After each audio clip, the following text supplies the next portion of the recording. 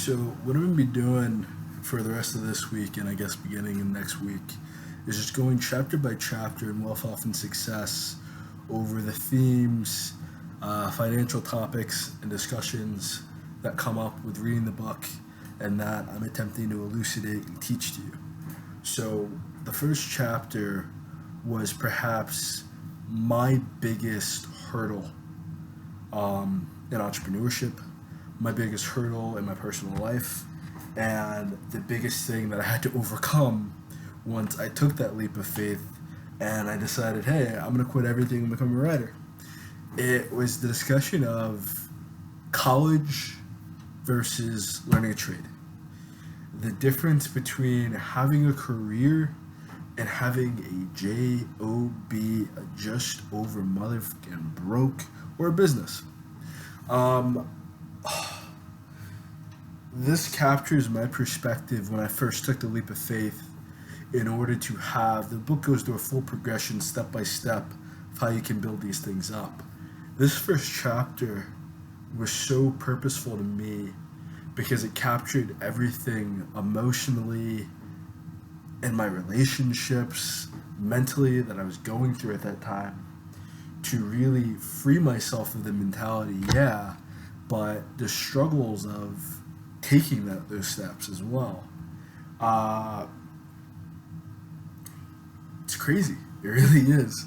Because there's so many people, you can flip on YouTube right now, go through the internet, Google ad search is going to show you, oh, college is a scam, college is bullshit, oh my god, you don't need a college degree. These people are demons. They are devils. They are fucking idiots. They are morons. They're attempting to corrupt you. They are false fucking prophets, my dude. Do not listen to anybody that tells you not to go to college. They are trying to fuck up your life forever. Not going to college or starting college and not finishing is going to do irreparable damage to your life that is impossible to fix. You're going to have to start a brand new pathway in life, a brand new field of study, and redo everything that a college degree would have afforded you. Having a social life. In college, you're going to meet friends, you're going to meet networks, you're going to meet people that can be a part of your mastermind alliance that's going to save you 20 to 30 years in your lifetime of trying to find these people off the street. When you're in college, you're surrounded by people, hopefully, surrounded by people with the mindset to grow, the mindset to be educated, a mindset to work together with other people. You're surrounded by people looking to improve their life. And that is so hard to come by. Unless you go to the chambers of commerce, unless you're able to find a small business alliance group outside of a college or outside of a university, don't listen to anyone that tells you not to go to college. Um, that doesn't mean I consider college and trade school equivalents. You know, if you find an online course, you find the goal here is quite honestly higher education.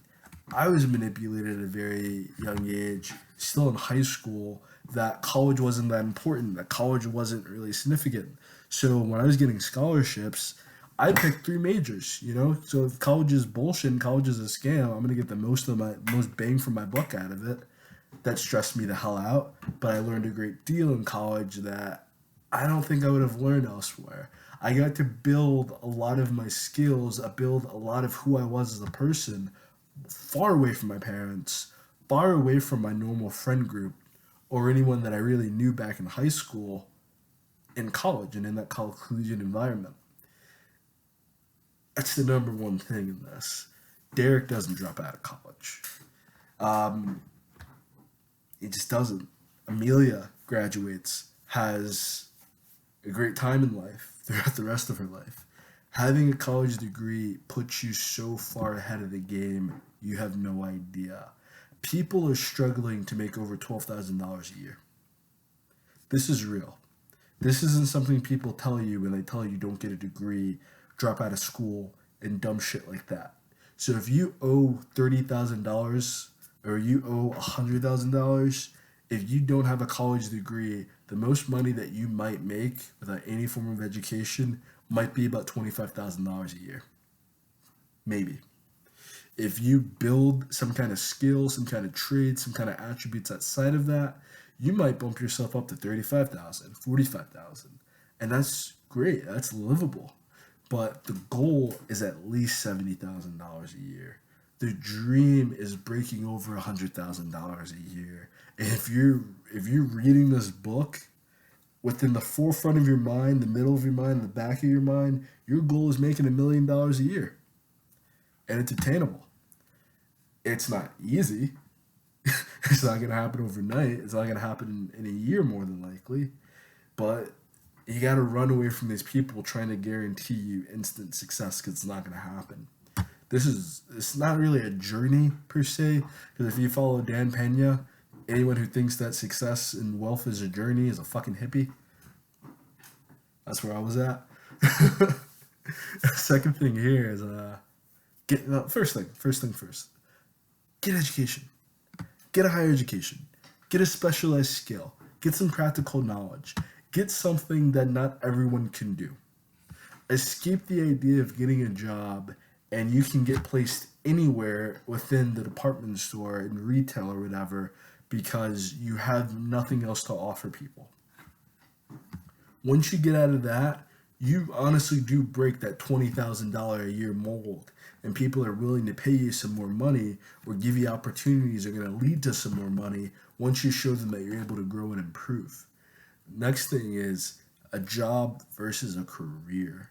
A just over broke is something that you do day in and day out. I worked at Burger King's before. I've done door-to-door marketing before. I've done my own business before.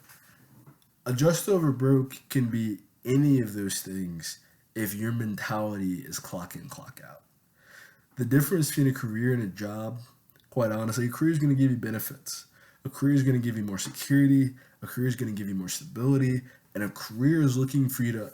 The major difference between the two of these things is that a career wants you to be there for at least 2 to 5 years. If you make it 2 years there, they're not going to be happy, because now they have to think about it like this. Now they have to apply all the same resources that they did to recruit you over again. They have to go through the exact same process once again. And no company, no business really wants to do that.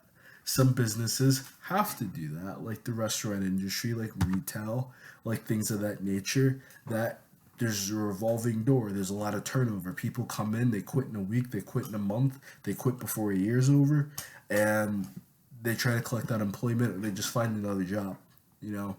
A just over broke is very, very temporary. They're both temporary. You can spend 20 years at a career, that's still temporary. After you're 20, you're going to find something else to do, or maybe you get laid off, whatever. But you spent 20 years within an organization gaining skills, gaining ability, and it's upsetting to me because I've had to fucking struggle for the past 5 years of my life. I've had to fucking struggle. This shit has not been easy. Because of these retarded false prophet people. They're like, college degree is a fucking scam. It's a scam. No, they're idiots. College degree is not a fucking scam. A college degree is the best investment you're going to make in your goddamn lifetime if you are able to utilize that college degree to network, to gain practical knowledge, to gain a specialized skill, to enter a career versus a just over broke. You might work a just over broke while you're in college. And if you can work a just over broke, the same just over broke, for 4 years while you're in college, 5 years while you're in college, how much better does that look that you've worked as J.O.B. for 5 years? You've accomplished and gotten a degree in those 5 years, and now you're looking for the next big thing. Versus you spent 2 years in college, you may or may not have held down a job, and now you want the world to owe you something. That sounds insane, doesn't it? Like, once you put it that way, it sounds insane. Once you've lived it, though, it makes you go crazy. Because with a career, those benefits save you so much money out of pocket. It saves you so much time and energy where you can. I'll give you a perfect example. Perfect example. My girlfriend did not work for the past month. She's been sick. This COVID crisis going on right now. She still gets paid because she went to college. She got a bachelor's degree because she's dedicated herself and built up her career and built up her work history to a point now where she's so valuable. She gets paid when she's not even there. That blows my mind. I could never imagine that. I missed work because I worked at Just Over Broke. I was sick for 2 weeks. I got a $90 paycheck. I have a kid. I got $90 from these people, and then I got fired. That's the difference between a Just Over Broke and a career. So anyone telling you that you don't need to go to college, you don't need to work a job, how much easier, do you have any idea how much easier it is to be an artist or to run a business if you already have a linear stream of income? Later on, we'll talk about multiple streams of income. We'll talk about all the different ways that you can make money to get rich, but the goal is to have one of each of these or to have multiple of these. If you got 2 jobs, I don't advocate working more than one job because of my personal preference, my personal lifestyle mentality. I can fill that time with something else. But if you do have 2 jobs, that means that you have disposable income to invest money, to save money, to see that multiply.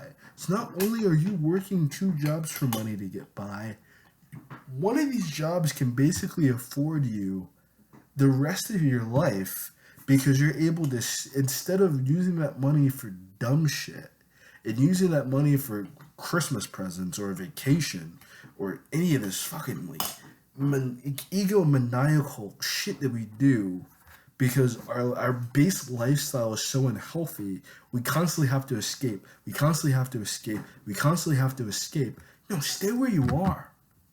If you got 2 jobs, you can fix up your house. If you got 2 jobs, you can invest in something that's going to flip itself within a couple of years. If you can maintain that kind of energy for a couple of years or for 2 to 5 years, that's the goal. You can flip that. Maybe you can start buying property. Maybe you can go in with a few other people that you met in college and buy some property, start a business together. Your options become dramatically limitless when you have a bachelor's degree and you have an actual career. The reason why so many of us struggle in poverty is because we're disposable. How many people lost their job once COVID hit? Once the coronavirus hit, I think the number was the first number was 3.5 million within basically the first couple of weeks.